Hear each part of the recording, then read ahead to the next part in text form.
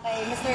Chris Lawrence. Yes, thank you. Kasi tinulungan mo kami magbenta ng balm ni Katie. Oo naman. Diba? Dahil sa pag-promote mo, may mga nag-order na sa amin. Thank you guys. Galing po siya. So, siya po ang hulog sa amin ngayon ng langit. Kaya tinutulungan niya kami. So, thank you so much dahil You're dyan. welcome. Oo Marami naman. pa sa bahay. I got you, don't worry.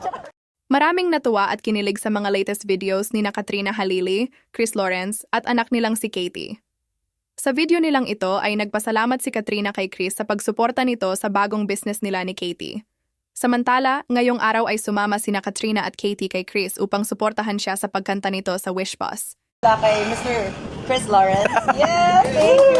Kasi tinulungan mo kami magbenta ng balm ni Katie. Oo naman. Diba? Dahil sa pag-promote mo, may mga nag-order na sa amin. Thank you guys. Thank you Salamat. so much. Kaya naman, akin na.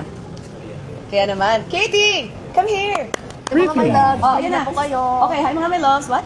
Ay, mga my loves, bili na po kayo ng balm. Thank you po. Hinelp mo po. naman. Ay, mga bumili na po. Marami na? Yes po. Yeah. You know, Papa was a salesman before he became a singer, right? Akin Nakwento niya na sa akin dati sa States. Tatlo-tatlo ata yung trabaho mo, di ba? Yep. Nagtatrabaho, gym instructor, Starbucks. Starbucks. And Tapos, salesman. Nagkakatok siya door-to-door. Door-to-door salesman. Yes, nagbebenta ka ng Knives. Kutsilyo sa kusina. Ayan. So, syempre, nagpatulong kami sa kanyang papa dahil talented to magbenta. Magaling po siya. So, siya po ang hulog sa amin ngayon ng langit. Kaya tinutulungan niya kami. So, thank you so much dahil You're dyan. welcome. Oo Marami naman. pa sa bahay.